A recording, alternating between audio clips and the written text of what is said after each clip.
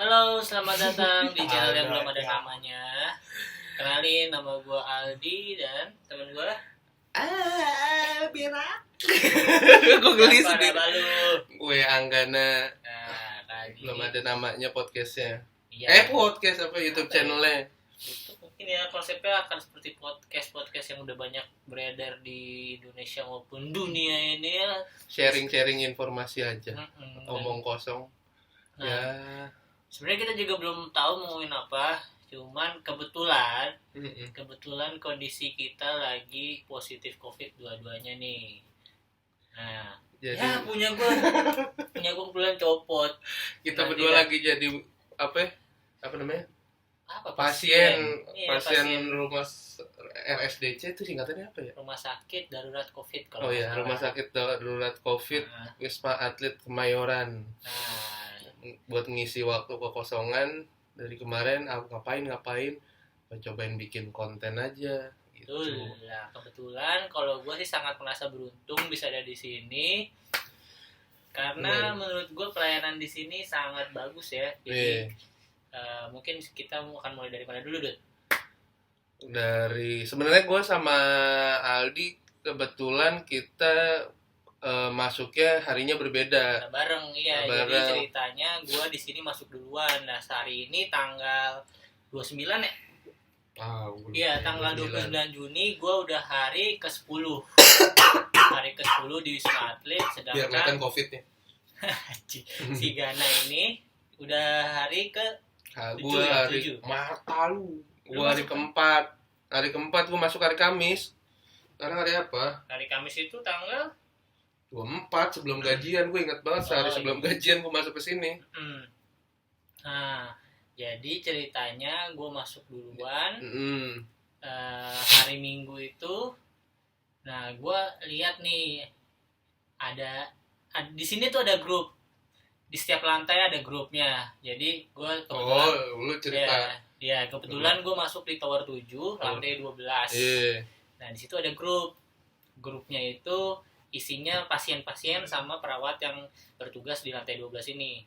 Jadi setiap pasien itu ditempatkan di beberapa tower yang ada di Wisma Atlet, dan kebetulan di setiap lantainya itu biar mempermudah para pasien dan para tim tenaga kesehatan untuk kalau misalnya kasih info atau jadwal makan, obat-obatan, jadwal tes dan lain-lain, maka setiap lantai itu dibuatin grup gitu.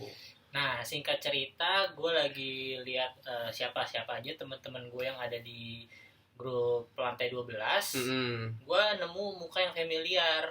Nah, gue pernah lihat namanya, ya nggak usah sebut nama lah. Jadi gue tahu kalau itu adalah pacarnya gue ini gitu. sontak.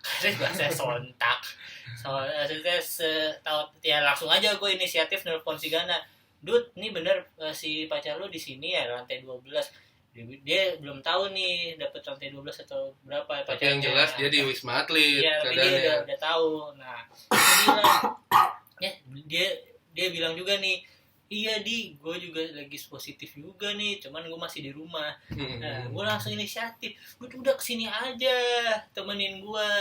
Nah, penuh pertimbangan gue. Tadinya gue pikirnya apa isoman di rumah, tapi kalau gue isoman di rumah gue pusing banget. Keadaannya gini cuy, yang pusingnya tuh kondisinya tuh COVID itu semua orang nggak tahu treatment yang bener tuh apa, obatnya kayak gimana. Ini kan penyakit baru, entah itu dengan segala teori konspirasinya yang ada, suruh nyaranin minum obat inilah, minum obat itu. Dan dengan kondisi orang tua gue juga yang sudah cukup sepuh, agak riskan juga gue kalau misalkan gue isoman di rumah. Akhirnya gue koordinasi nih, kontak-kontakan sama Aldi. Di gue gimana di apa gue isoman di rumah, apa gue kesana, itu caranya kesana gimana di caranya.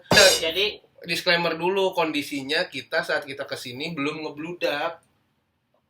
mungkin udah belum peak. Ya belum terlalu peak, cuman udah mulai ada trennya lagi naik. Udah mulai positif. Positif. Bukan positif, astagfirullahaladzim. Trennya mulai menaik gitu. Ya. Jadi sebenarnya untuk dirujuk ke Wisma Atlet itu cara yang paling gampang atau cara yang paling formalnya itu dari puskesmas masing-masing daerah kalian. Iya betul. emang kebanyakan di sini yang isi emang orang Jakarta sih, karena lokasinya di Jakarta, jadi mungkin lebih banyak ya, pokoknya Jabodetabek dan sekitarnya lah. Jadi rata-rata teman-teman di sini pun rujukannya itu dari puskesmas dari tempat tinggal mereka yang terdekat. Nah cuman temen gue ini cukup nekat dan cukup beruntung gue sih, menurut gue, karena gimana ceritain Dut?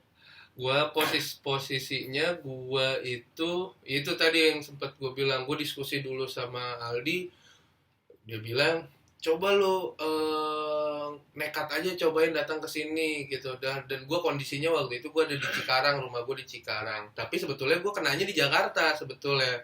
Tapi ketika gue sebetulnya abis kontakan sama ya itu tadi pacar gue yang positif gitu, di hari tersebut dia positif, sebelumnya gue habis ketemu. Terus gue masih denial nih, gue coba gue positif apa enggak, akhirnya gue antigen, ternyata masih negatif saat itu juga. Tapi setelah 2 hari 3 hari berselang, gue makin drop keadaannya. Terus 3 hari kemudian gue putusin buat swab, ternyata hasilnya positif. Wah, di situ gue udah mulai panik kan, wah ternyata gue positif nih, kampret. Nah singkat cerita, ya tadi yang Aldi bilang, Aldi di sini ketemu sama pacar gue di tempat sama Wisma Atlet, emang dia berdua juga dipermudah lah untuk bisa masuk ke sini dengan rujukannya dan dengan kondisi yang tadi sempat dibilang. Dan gue panik, gue kondisinya gue kalau isoman gue di Jakarta, gue nggak tahu keadaan gue harus treatmentnya kayak gimana, gue harus laporannya gimana, gue nggak tahu obatnya kayak gimana. Akhirnya gue coba dulu diskusi ke rumah dulu nih, karena gue di rumah waktu itu dites ya di Cikarang.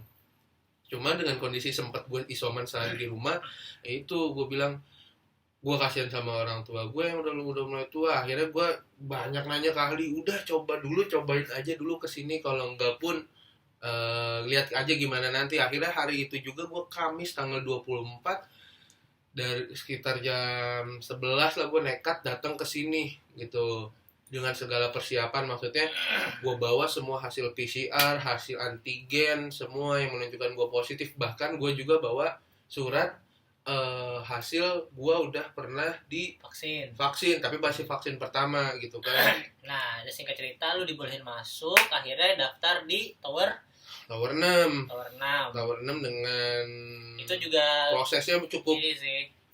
Ya, gue seru juga kan Tower 6, karena gue tuh daftar pertama kali juga Tower 6 biar gue dapet di Tower 7. Di Tower 7 biar bareng sama gue maksudnya kan. Nah, terus lu daftar gimana aja dulu? Mungkin banyak sih yang bisa dicari tahu juga. Memang kondisinya ketika kita registrasi sampai kita dapat kamar itu tahapan yang paling agak cukup berat, karena mungkin keadaan kita lagi drop ya. Iya, itu kebetulan gue datang pagi-pagi jam 8 pagi. Kondisi masih cukup sepi ya, kayaknya ada antrian sebelum gue itu nggak nyampe 10 orang lah, sekitar 8 orang paling. Nah, jadi tahapannya itu gue daftar di meja pendaftaran dan registrasi. Gue bilang gue dari mana, gue pokoknya yang paling penting itu, yang paling penting di bawah itu hasil, mungkin identitas sama hasil PCR yang ya ada bukti kalau lu lagi positif dan dari rumah sakit yang atau dari klinik yang emang udah inilah jelas lah gitu.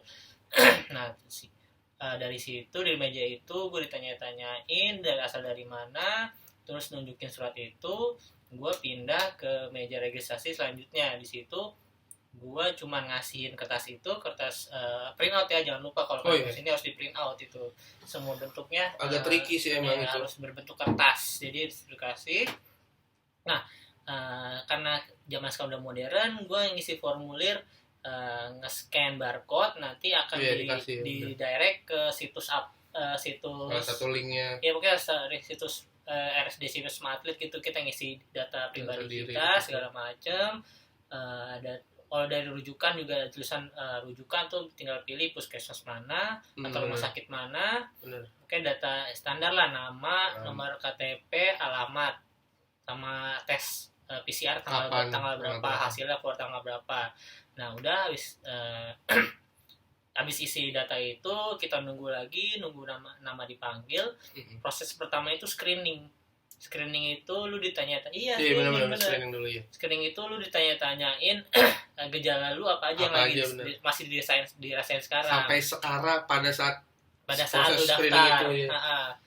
Kalau gua sih waktu itu gua batuk-batuk sama mual dan udah mulai anosmia tuh. Kalau nggak salah anosmia itu adalah gejala di mana kita nggak bisa merasakan penciuman wangi sama pengecat rasa makanan. Kalau gue pas itu ini kan nih apa?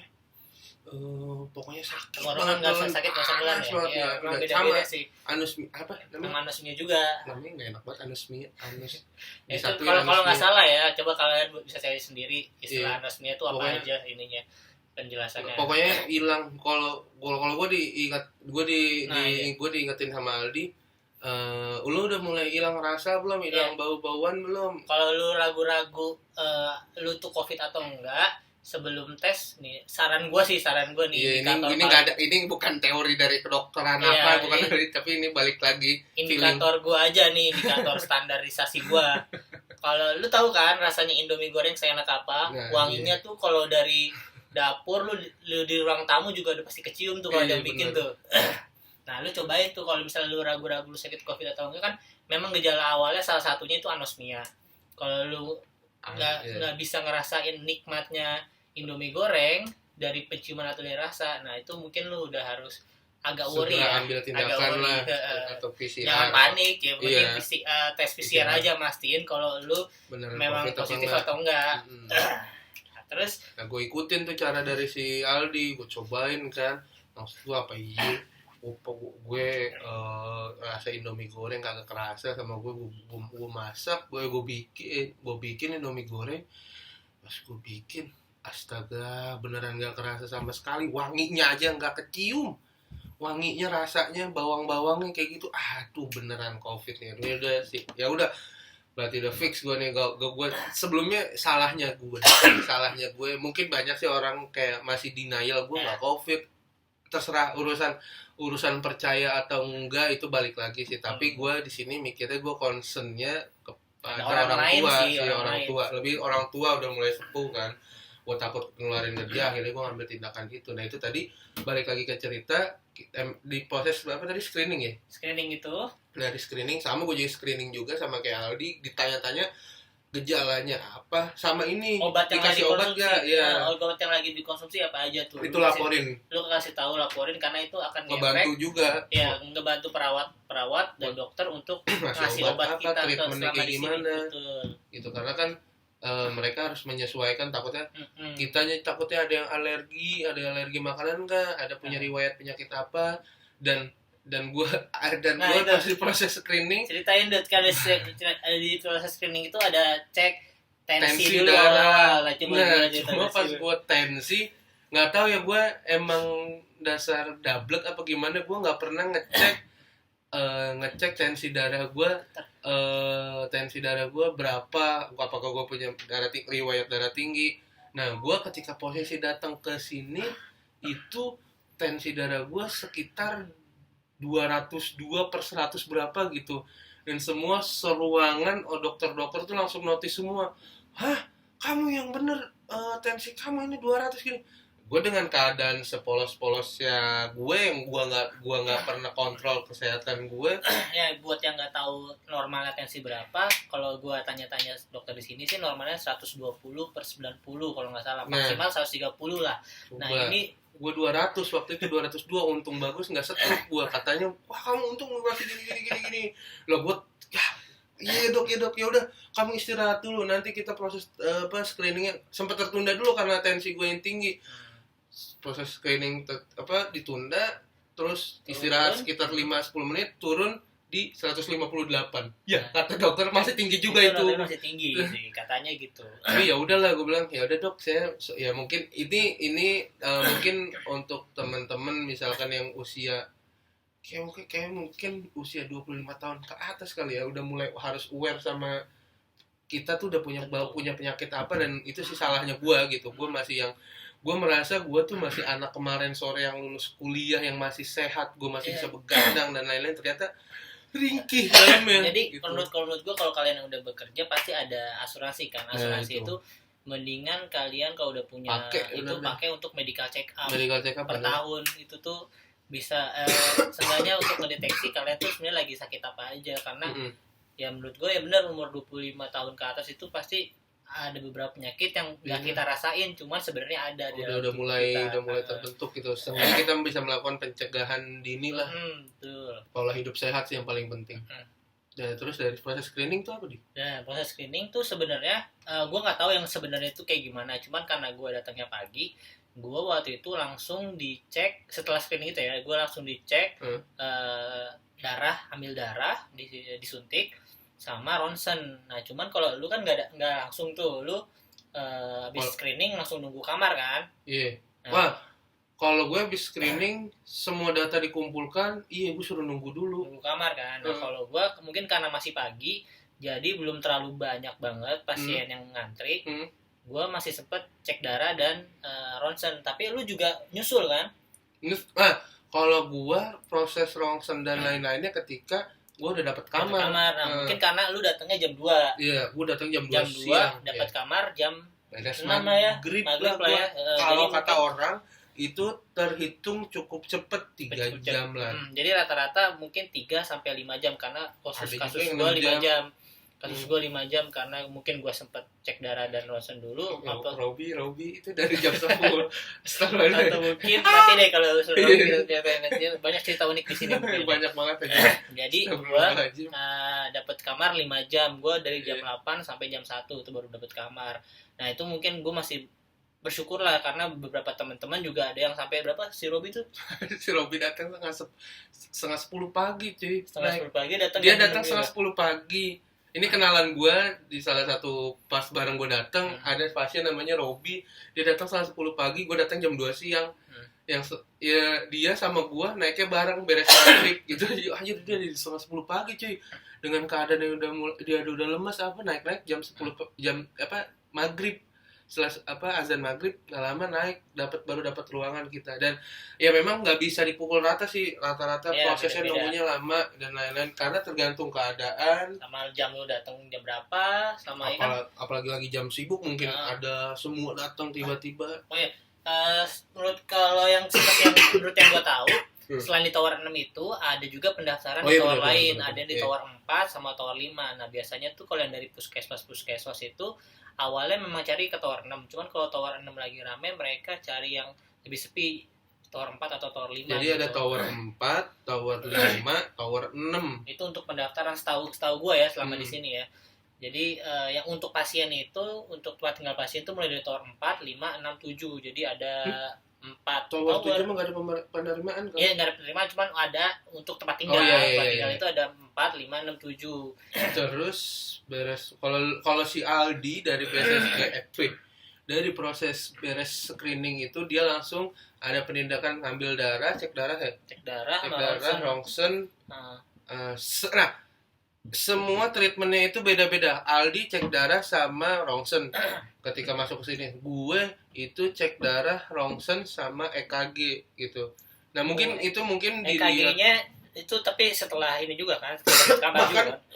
Iya treatmentnya setelah dapat kamar. Ya selalu masuk sini setiap pasien itu didata dengan gejalanya masing-masing dan treatmentnya juga dilakukan berbeda-beda gitu lah, nggak disamain. Jadi kayak gue dapat EKG, Aldi enggak, gue nggak tahu mungkin dengan hasil screeningan tadi ada yang memutuskan mungkin ini kayaknya sih efeknya di situ ya, maksudnya perbedaan treatmentnya dari screening awal. Jadi kan lu tanya juga kan bokap ada penyakit apa?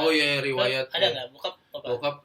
Bokap gula, nyokap darah tinggi. Nah itu gitu. Mungkin itu ya, kalau bokap gue kebetulan stroke, cuman gue nggak tahu juga kenapa gue nggak dapet EKG. EKG itu kalau yang belum tahu tuh kayak untuk rekam jantung ya? Iya pokoknya gue udah kasih kabel gini, gue kaget bener. Kayak medical check up pemain bola, jadi kayak bursa transfer pemain bola itu kan biasanya medical check up dulu. Nah itu kayak gitu sambil jogging nggak? Enggak. Dia sambil jogging sambil senyum-senyum kasih foto gue pakai baju barunya ini baju latihan baru. Kontrak. Gitu ya EKG gue beres EKG ya udah gue udah dapet kamar. Nah cuman hasilnya itu menurut katanya sih kalau yang normal atau yang nggak apa-apa itu nggak dikasih tahu. Cuman kalau iya bener. Iya, Gue sampai yang, sekarang cek tes gue nggak tahu darah gue hasilnya gimana, ronsen gue gimana, atau mungkin ntar kali pas kita pulang. Ya mungkin nanti hasil apa untuk saat ini sih gue posisinya belum dikasih tahu. Sampai sekarang belum dikasih tahu. Cuman mungkin alhamdulillah kita aman-aman aja untuk hasil cek yang lain itu kan, karena gejala kita juga pas masuk sini udah cukup ringan ya. Kayaknya gue fase kritisnya ketika gue isoman. Ketika gue denial gue belum kena covid. Nah itu gue kayaknya gue fase kritis, gue demam, gue udah kayak sumeng deh, gue malam demam, siang enggak, batuk-batuk, pilek, udah. Karena gue juga sempat kayak gitu. Agak enak rasa deh. Terus ketika beres screening dapat kamar, kalau yang beruntung dia proses cek darahnya di dulu lebih awal. Kalau gue kebetulan karena keadaannya udah malam juga, mungkin para tim di sini memprioritaskan gua dan yang lain dapat kamar dulu, baru proses cek darah, EKG dan ronsen dan lain-lain dilakukan setelah ya udah ada di kamar besoknya kayak gitu. Dan ketika udah dapat kamar, nah mungkin kita ceritain suasana kamarnya. Suasana kamar, oke. Suasana kamar di sini kalau di tower 7 itu satu unit, ini kan Wisma Atlet ya. Jadi konsepnya itu kayak apartemen yang isinya 2 bedroom. Dua kamar, 1 kamar mandi. Nah, di kamar 2 kamar itu ada 1 kamar yang isinya 2 ranjang, 2 tempat tidur, twin bed, misah. Ada 1 kamar yang lebih kecil yang isinya 1 ranjang. Ini kebetulan kita lagi tag-nya di sini. Nanti mungkin kita kasih insert dikit aja. Lokasinya. Suasana kamarnya. Nah, terus ada ruang tamu sama ya tempat-tempat jemur sama untuk tempat kamar mandi. Iya, kamar mandi sama tempat di sini kan ruang ada ruang gitu jemur lah, dimanfaatkan untuk ruang kita jemur baju, karena kita nggak cuci baju sendiri. Pokoknya intinya di sini cuci baju sendiri. Kita di sini kayak lebih mandiri supaya kita banyak kegiatan juga atau banyak gerak juga, jadi nggak cuma di kamar doang. Cuman kalau yang ada kebutuhan khusus kayak misalnya si Robi ini temennya dia terpapar, maksudnya agak sulit untuk bergerak kemana-mana, itu bisa minta bantuan perawat. Iya, bahkan makanan atau obatnya. Bahkan ketika makanya ketika ya amit-amit sih gitu, maksudnya ya one day kalau amit-amitnya kita kena, lu ceritain aja semua, bukan ceritain, maksudnya lu jelasin aja keadaan lu sebenar-benarnya. Gue ngerasain jujurnya apa yang lu rasain, ceritain aja ke perawat atau dokter. Misalkan tremor lah apa, gue ngegetar terus nih gue karena gue punya mah atau apa, itu lu benar-benar mending lu ceritain gitu. Nah terus ketika tadi sampai mana, dapat proses kamar. Nah untuk 1 kamarnya itu orangnya maksimal 3 orang. Tadi yang gue bilang ada 2 bedroom, ada 2 bedroom, ada 2 kamar, ada 2 kasur, 1 kamar tingkat ya. Iya, sama satu lagi 1 kamar, satu kasur gitu. Nah, itu lebih kecil sih emang. Jadi itu bisa kayak 1 ruangan 3 orang gitulah. Ya 1 unit kamar 3 orang maksimal kalau memang. Tapi kadang-kadang ada juga yang mungkin punya anak kecil-kecil. Gini. Kita yang berempat berlima bukan anaknya kecil. Iya sih. Ada juga beberapa pasien yang keadaannya mereka sekeluarga datang ke sini gitu. Nah, itu juga bisa diberikan 1 ruangan 1 gitu. Misalkan sekeluarga itu 1. Nah, syaratnya kalau nggak salah cuma nunjukin kartu keluarga. Iya. Kartu keluarga identitas, pokoknya ya itulah yang menandakan lu sekeluarga gitu. Betul. Biar bisa dapat ruangan berbarengan. Bareng nggak misa-misa gitu. Jadi emang diusahakan untuk bareng yang 1 keluarga biar lebih nyaman juga kan di sini kalau tinggal 1 keluarga. Enggak, ini yang harus kita garis bawahi bahwa keadaan di sini itu menyeramkan. Ada beberapa stigma atau sebenarnya benar juga sih, ada beberapa yang misalkan datang ke sini, kita cukup beruntung ya berdua, ada yang memang harus membutuhkan oksigen, Itu ada di bawah tuh tersedia ruang ICU dan IGD ya. Iya, betul. Jadi sebelum dinaik, kalau misalkan memang keadaannya butuh treatment khusus yang harus dipantau dokter. Sebenarnya di ruangan kita juga dipantau 1 kali 24 jam gitu. Cuma kita ada grup WA itu, kita bisa lapor kalau ada apa-apa tiba-tiba, atau teman kita yang kenapa-napa kita bisa lapor. Tapi kalau yang memang keadaannya cukup parah yang benar-benar harus butuh oksigen dan infus dan lain-lain gitu. Itu di lantai bawah tuh, di setiap towernya tuh ada khusus ruangan ICU dan IGD ya. Nah, stigmanya memang ngelihat jujur gue juga dulu sebelum gue kena COVID, gue mikir gue kalau kena COVID gue nggak mau isoman gue nggak mau di Wisma Atlet, gue mending di rumah aja, gue masih bisa santai-santai tiduran dan lain-lain. Sorry, yang harus ini fasilitas juga deh. Saat tadi ketinggalan fasilitas, di setiap kamar ada wifi-nya gitu. Jaringan internetnya, wifi-nya kenceng, lumayan sih menurut gue. Lumayan kalau lu streaming nonton Euro ya aman lah. Nonton Euro aman kok, nggak ada mendet gitu. Netflix aman. Gue nonton. Kalau misalkan yang lu mau kerja di sini, email-emailan, buka email, kirim-kirim email, buka email, masih aman sih. Gitu, wifi, terus apa lagi ya? Kalau air panas water heater. Oh ya, kamar mandi ada water heater. Jadi kalau yang mungkin suka mandi malam-malam atau yang pagi-pagi itu bisa pakai water heater. Dapat selimut, dapat anduk. Terus kalau yang mau buka air panas, dispenser itu di setiap lantai itu ada poli, namanya ruang poli, ruang kita. Serpen. Iya, bukan poli. Kita ini cek kesehatan lah ibaratnya. Nah, di situ ada dispenser juga kalau mau air panas. Fasilitas selain tadi itu tempat tinggal lah. Nih kita dapat makan sama obat 3 kali sehari. Gak pernah telat cuy, respect sama petugas sini.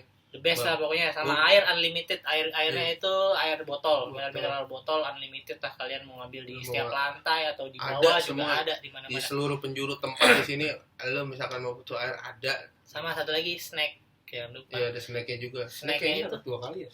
Sekali doang. Sekali. Snack itu pasti ada minuman itu kalau nggak susu, jus sama kacang hijau.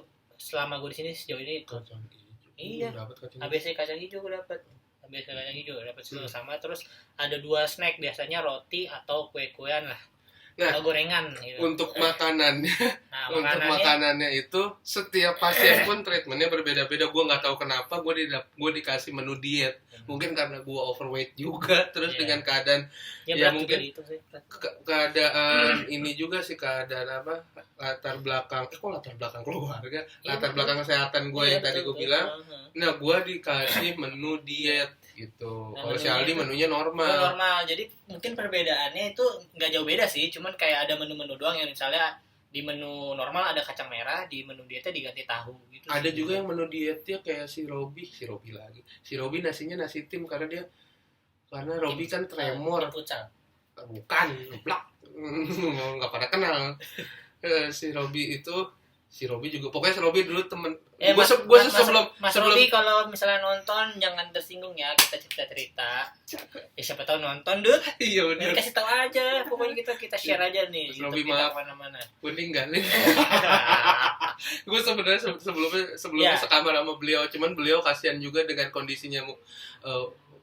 Gue nggak tahu sih sekarang kondisinya gimana, cuma waktu itu dia butuh ekstra gimana, terus akhirnya gue coba mutusin buat kamar pindah.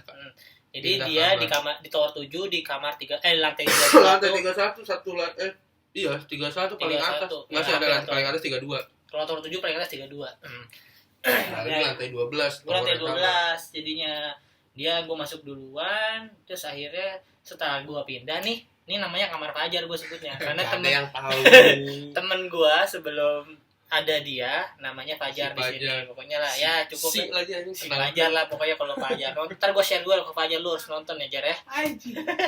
Kita mau nyari viewer aja lu. Viewer Fajar si Bitcoiners. Oh iya, Bitcoiners. Respect Fajar. Respect Fajar. Umur 23 tahun udah menikah, respect. Iya. Kita aja yang gue 26 tahun, dia 23 tahun ya? 23 tahun dulu. Udah nikah, respect pokoknya gue. Gue belum berani untuk memutuskan atau. Ya udah, jadi ngomongin nikah aja. Iya. Siapa tadi? Pokoknya ini akhirnya pindah ke kamar gue si Gana ini. Iya, gue pindah ke sini dengan proses banyak yang pertimbangan dan ya, untungnya memang sebenarnya kooperatif sih dengan alasannya. Dan satu sih yang bisa yang bisa buat gue pindah di sini ya keadaan kamar si Aldi yang teman sekamarnya dia udah bisa pulang gitu dan kosong dan gue bisa memungkinkan gue untuk pindah ke sini. Jadi lu di kamar 31 itu lu bertiga full ya. Awalnya awal lu masuk tuh full.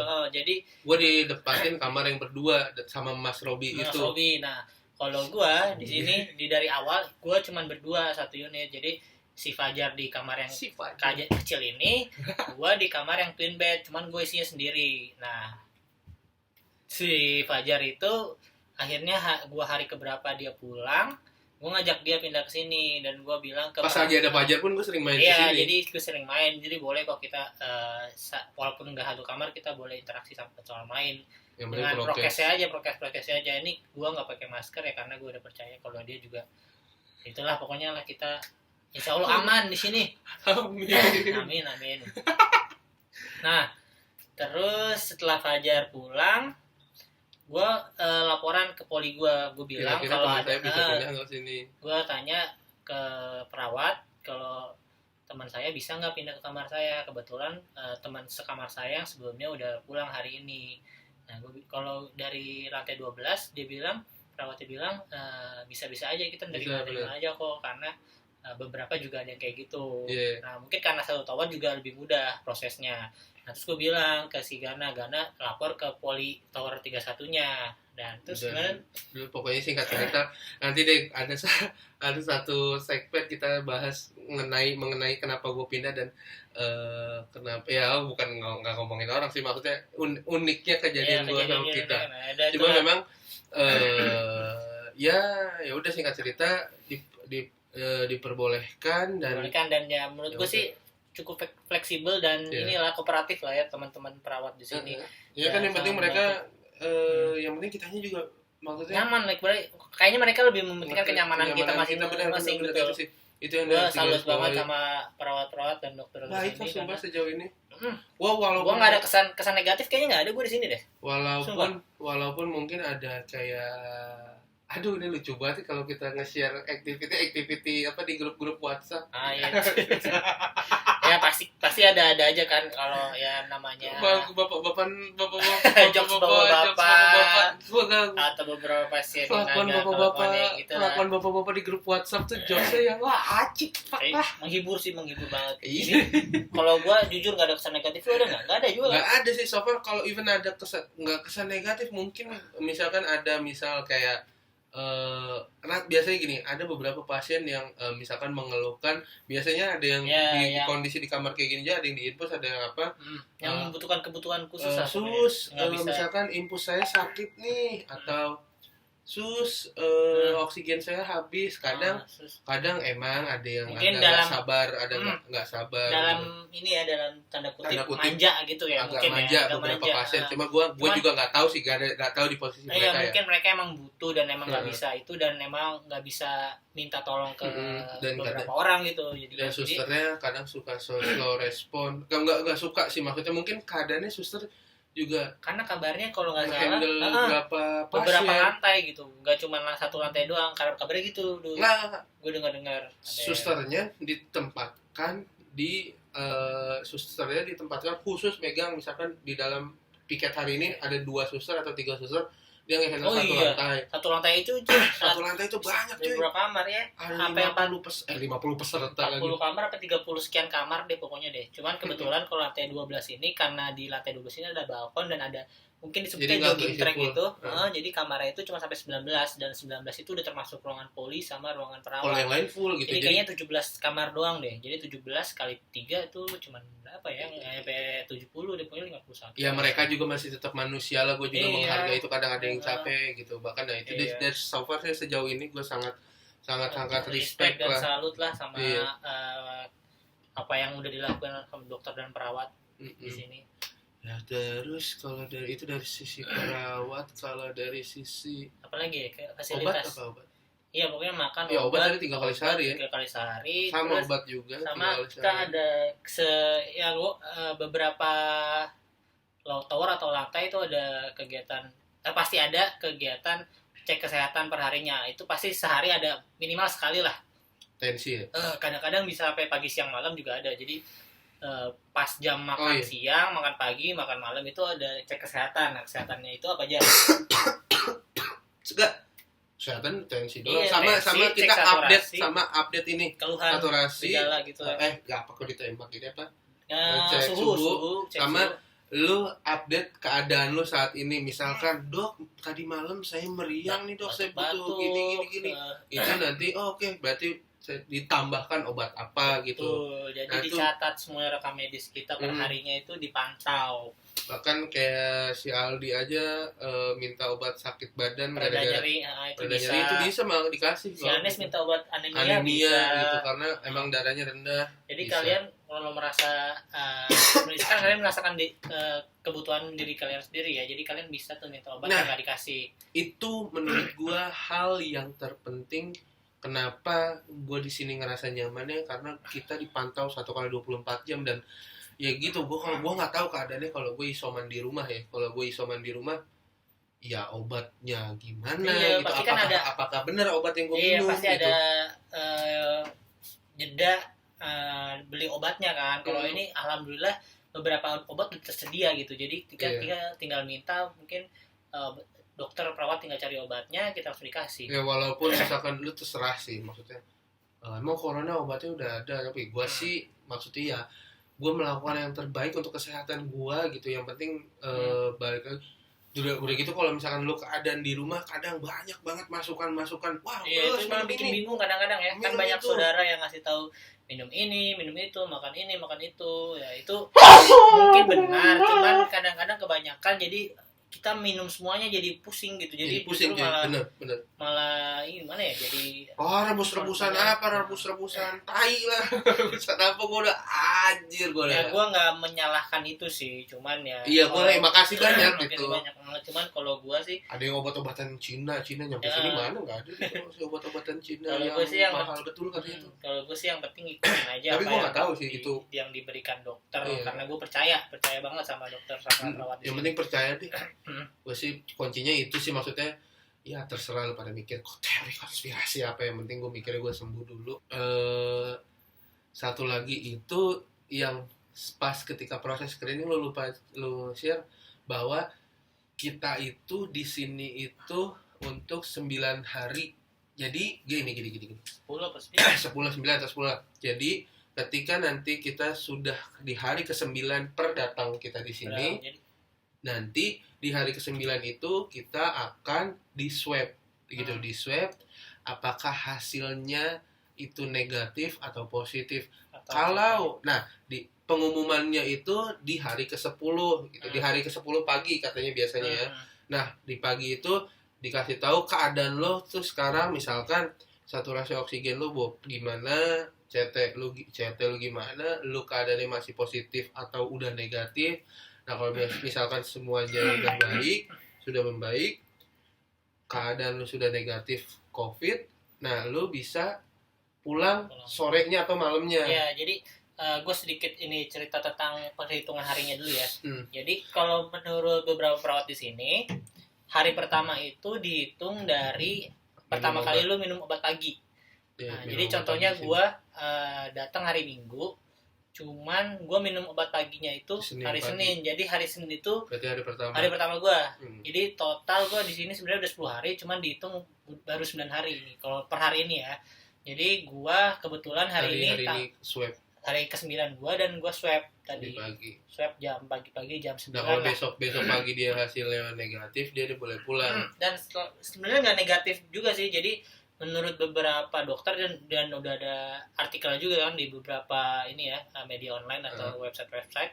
Jadi yang penting itu indikatornya tuh CT ya sejauh ini. Jadi beberapa teman-teman gue juga masih ada yang positif, cuman CT-nya itu udah di atas 35 dan itu udah dibolehkan pulang.